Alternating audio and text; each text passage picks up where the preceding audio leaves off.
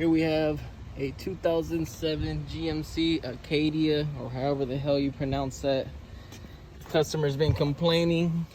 The temperature gauge going haywire, the battery voltage going crazy, speedometer going crazy at certain random times. The truck acts funny.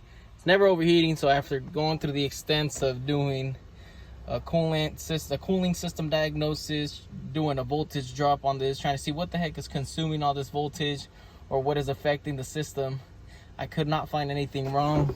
And then upon further inspection, I tore apart our fuse panel, which is down here. I mean, it looks a little sloppy, but that was already done before. I came across the fuse block. It looks like it has all its terminals corroded. Relays corroded. This side seemed to be okay. There was one or two fuses that were corroded. But then again, you go over here, you look at your connector, corroded and burnt. This one was okay. And I believe there's a third one.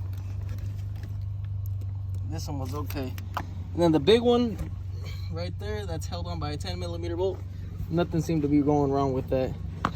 The way that you want to remove this, it sits in the bottom of the passenger compartment. It has a 7mm bolt right there.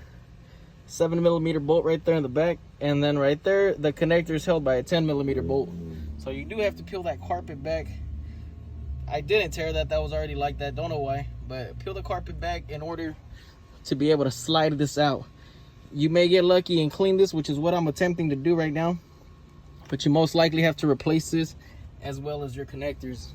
Don't go out there buying a new battery, changing your alternator, flushing your coolant, looking for a overheat issue when the issue is not right there. It's actually right here. This is the instrument cluster fuel. I mean, what the heck am I saying? This is the instrument cluster fuse box. And our problem is here. There's part numbers on here. You can look it up online, but from what I found, it's discontinued. May get lucky finding it at a junkyard, as well as you can take those connectors, cut them off, solder some new ones on. But I'd go ahead and replace all these relays. The fuses, I check what's corroded, replace them. Everything up here is just a storage, so none of these are actually connected to anything. These are just secondary fuses that you can use in case yours blow out.